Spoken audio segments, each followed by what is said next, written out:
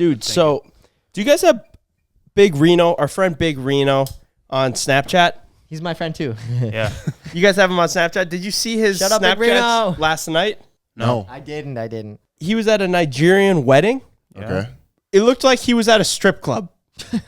I was straight up in awe watching these stories of a wedding, and I go, bro, these weddings are much different than the weddings that I've been to. Oh, I think he took them down. They were throwing money, throwing ones at the bride, dancing in like the middle of the wedding venue, and then after she was done dancing, like just like slow dancing, like normal dancing, and they were just throwing money.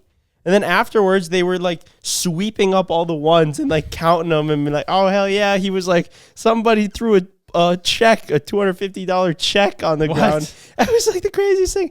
And they were like all dancing. It was Imagine you go to a strip club and just start writing checks and throwing them. Yeah, normally that wouldn't work like that. Just making an inconvenience for him. You're like, who do you sweet. want me to make this out to? Looking on that. I was always stoked when, I mean, as far as a culture thing for Big Reno goes, his whole family is Nigerian. And their family deals are to the nines. Every They don't mess member around, of the family is there, and it's huge, and they're just partaking in every tradition they ever had. And I was really stoked. They look so lit too. Yeah. I mean, it's uncomparable to any family reunion we have. Like, it really is. It's not comparable. Your family reunions aren't like that, Mike? No. Or your family weddings? No, not at all. Can you imagine Mike and his family throwing ones and dancing like that? Dude, my family weddings are pretty boring. Are they? Not much to them. Yeah.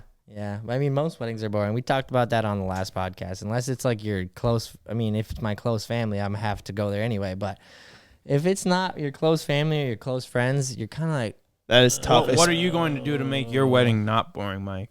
That's a great question. I don't know. The reception is very important to me. The location, not so much. It's the people that's there.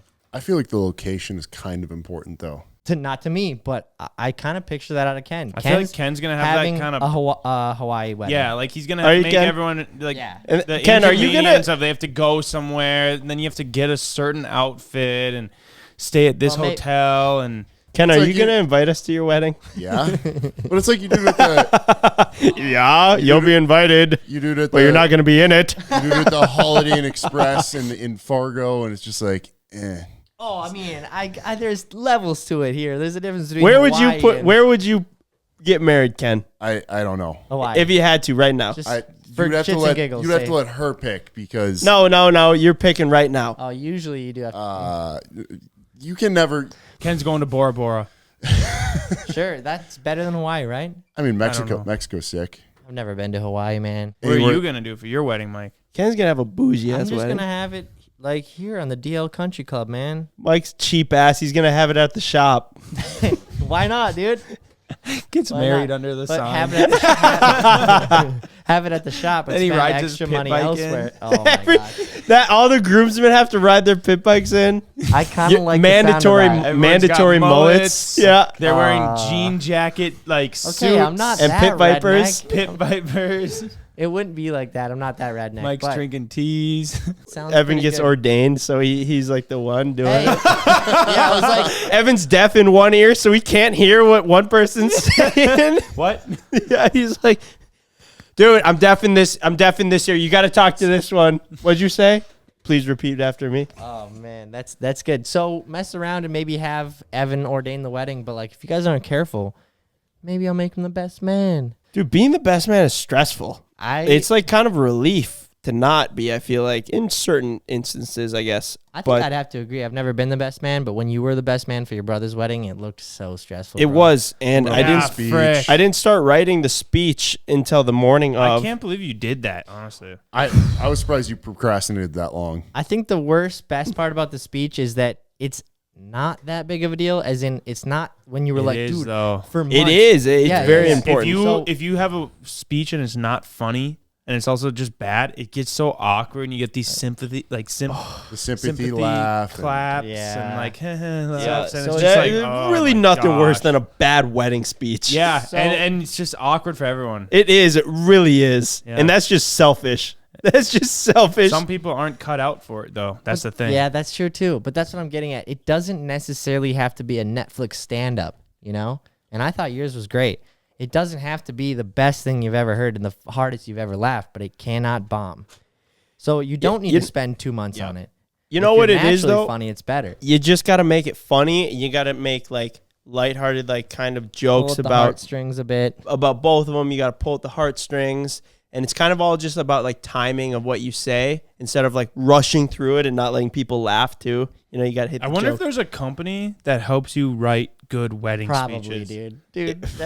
That's a great business idea. I mean, you can write a good one, but it's if you don't deliver it. Well, that too. I mean, the about that. delivery. That's half It's the a battle. full service. You go to them. You basically They coach explain your life story, their life story, your relationship, all those details.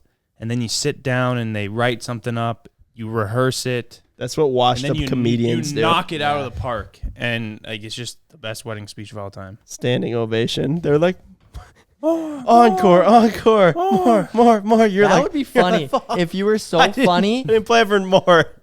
And The then you goal do is to more and be you bomb it. They're like, this guy sucks. One time I was at like one where the chick was doing for the bridesmaid, and it was like everyone, you know, you have the whole attention of 200 people, and she's just like, I'm just gonna use random names, but yeah, so Shelby and I, we met freshman year of college. Yep. And it was great. We were roommates, and we got coffee every morning together, and then would talk about her for a minute. And when she met Reed, it was great. She wouldn't shut up about him, and loved it.